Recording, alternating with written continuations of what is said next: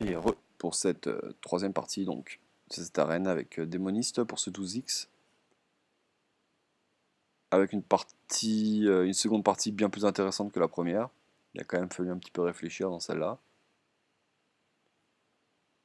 en espérant que ce soit plus souvent comme ça, hein, parce que sinon ça va durer 3 minutes à chaque fois et il n'y aura pas vraiment grand-chose à étudier. Allez, on tombe contre Shaman, ma classe préférée. Alors, on commence, on a le play, du coup on va garder que le Diablotin. Pas d'intérêt de garder l'Infernal, ni le Dasdingo, c'est trop cher. Et là, on souhaite vraiment avoir des créatures à deux, hein, puisque avec le Diablotin, c'est vraiment très fort. Ah, c'est pas le cas.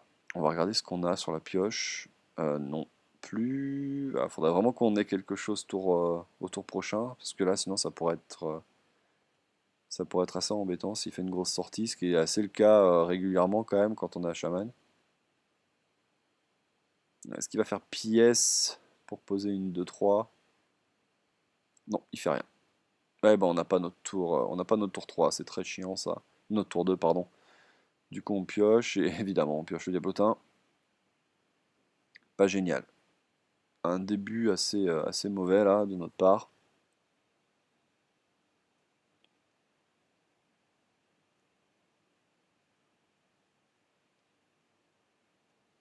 Il a toujours la pièce, lui, donc il faudrait vraiment espérer qu'il fasse pas quelque chose de vraiment très fort. Par contre, j'ai l'impression qu'on a affaire à un adversaire plutôt lent, ce qui va être assez embêtant là. On va essayer de meubler le plus possible, mais est-ce qu'il avait un choix difficile à faire? Il nous fait pièce.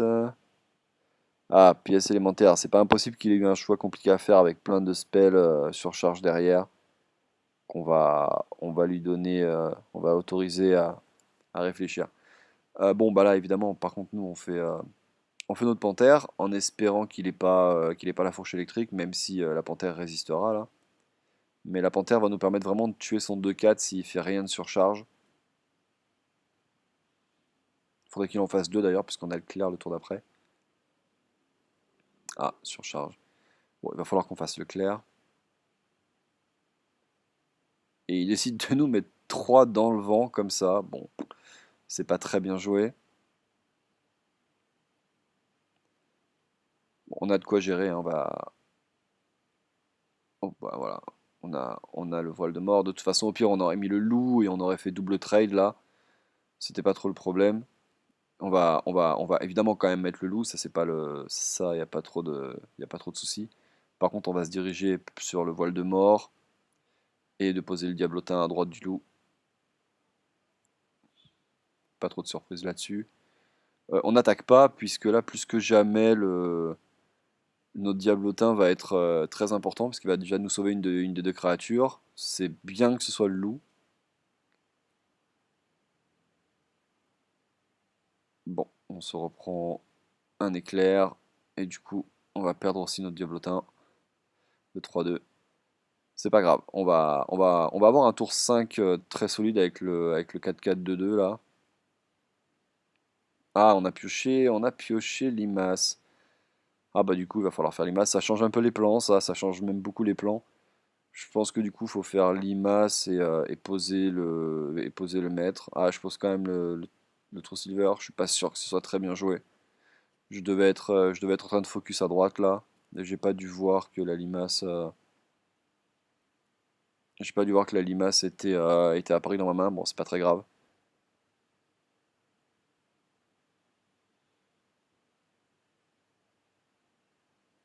C'est dommage parce que là, je lui laisse son petit coup gratuit sur ma 2-2. Bon, après,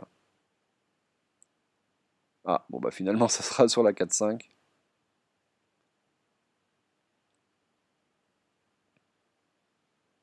Et il se soigne. Ok, très bien.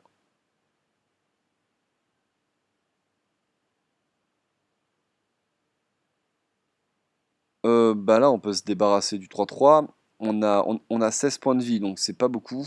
Va falloir vraiment clear ce qu'il nous pose. Donc à mon avis, là, il faut faire clair sur la 2-2, tuer le 3-3 et poser enfin, le 1-5 qui fait des 1-1. Je pense vraiment que c'est ce qu'il faut faire là. Il faut vraiment pas le laisser, faut vraiment pas le laisser nous mettre des points là. Ouais, voilà, ça c'est fait. Ah, si ça pouvait éviter de booster le 1-1, bon ça booste le 3-3, c'est bien. Enfin le 3-2.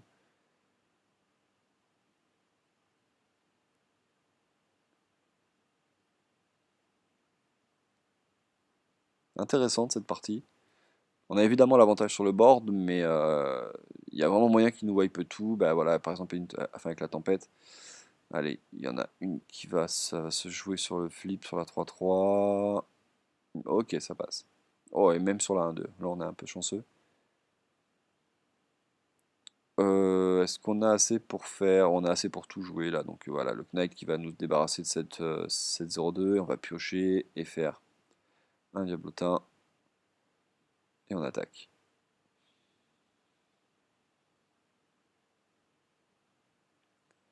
Il y a plusieurs fois où je pioche avant de jouer. C'était une mauvaise habitude que j'avais avant.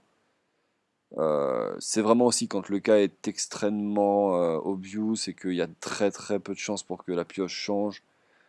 Mais je vous conseille évidemment de corriger ça puisque on sait jamais, il y a vraiment peut-être une carte que vous avez oubliée, il y a peut-être des trucs. Alors on va revenir un peu sur la partie, on va sacrifier notre 3-1 sur la 3-3 là, de toute façon il n'y a pas trop de problème. On va tuer le totem je pense, voilà, et on va faire full face, on va poser Das Dingo, et c'est tout je pense. J'ai dû faire que Das Dingo là, hein. Ah j'ai pioché. Bon pourquoi pas, c'est la dernière fois qu'il faut piocher alors, je pense qu'avec le recul je ne piocherai pas, en tout cas je le ferai avant Das Dingo pareil. Mais là, ouais, 12 contre Shaman, on sait jamais, vaut mieux éviter. Bon, après, on a Das Dingo, donc ça peut quand même nous protéger, mais. Ok, mécano. Ça pose pas de problème, ça non plus. Bon. On peut faire. Là, très clairement, il va falloir qu'on clear tout. Donc, déjà, on va commencer par piocher en tuant le petit dragon. Ah, on a un sac intéressant, mais pas quand on a des 1 partout, quand même, on va éviter. Et là. Bah, je sais pas ce que j'ai fait, ouais, j'ai zappé, je pense, là j'ai misplay. Il manque un point, il manque un point, il manque un point. Bon, bah, c'est pas grave, allez.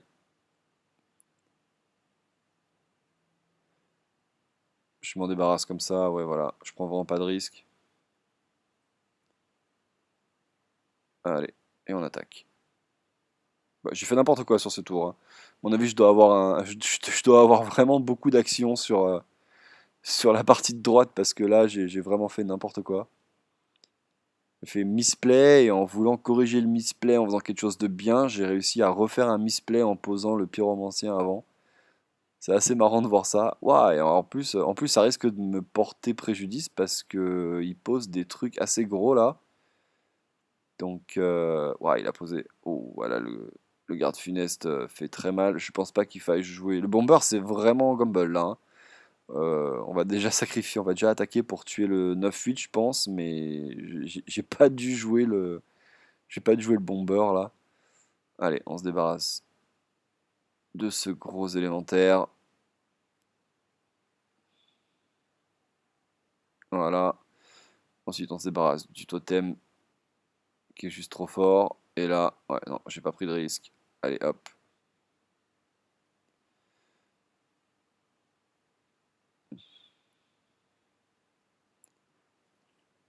Bon, c'était déjà beaucoup plus propre que le tour d'avant.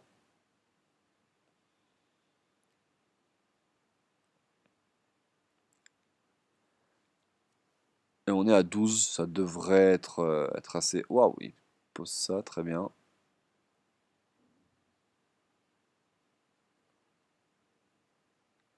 Alors là, on est dans une phase où je pense qu'on peut se permettre de piocher en fait. Puisqu'il a posé une très bonne carte qui le remet un peu dans la race. Là, je pense que le truc qu'il faut faire avant toute chose, c'est piocher une carte là. Vraiment, et voir ce qu'on a, parce qu'on peut vraiment avoir une carte qui change beaucoup de choses. Non, là, il faut vraiment piocher là. Voilà, ça, au moins, c'est fait. Et du coup, ça va nous permettre de tuer le totem. Et on peut... Est-ce qu'on a le kill? Ah là il faut... Ah si j'ai passé le tour c'est mal joué. Oh, j'ai vraiment raté des six trucs parce que là il faut absolument poser la limace vu qu'on a le kill le tour d'après s'il fait rien.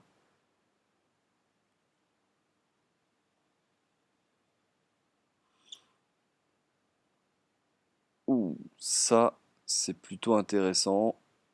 Oh, ça changeait absolument tout si on avait la limace.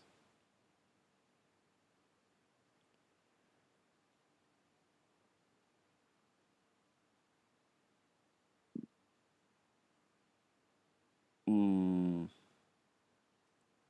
Bon là aussi j'aurais clairement dû. Oh, c'est vraiment incroyable les erreurs que j'ai fait, c'est super intéressant de revoir ça maintenant. Bon par contre ça c'était très bien joué. C'était mieux de faire ça que de. C'était bien mieux de faire ça que de jouer à l'Argus là.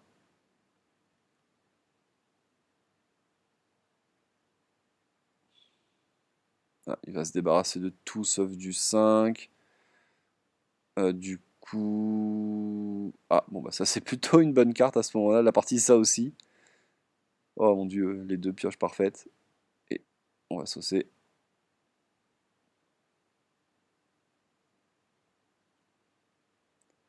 Ouais, vraiment, vraiment extrêmement intéressant cette partie pour voir à quel point le fait de jouer une partie à côté, en plus, bon, c'est un petit détail qui a son importance, mais j'avais prêtre en fait à côté.